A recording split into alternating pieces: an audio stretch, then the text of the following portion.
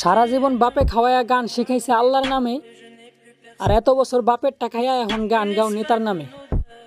যেই নেতা ভোট চাওয়ার জন্য সাধারণ মানুষের ঘরের ভিতরে ঢুকা যায়, অথচ নির্বাচনের পর 5 বছরের জন্য সাধারণ মানুষের চোখ থেকেই হারায় যায়। নেতার পিছনে স্লোগান দিতে দিতে অর্ধেক জীবন করছো পার। ওদিকে নেতার ছেলে মেয়ে উচ্চশিক্ষিত হইয়া এখন দেশের জন্য তারা বড় সার। আর তুমি ভাই নেতার গান গাইতে গাইতে অতিষ্ঠ। বেশি কিছু বলবো না, কারণ বুদ্ধিমানের জন্য ইশারাই যথেষ্ট। শুধু একটা কথা বলি, রাগ করো না ভাই।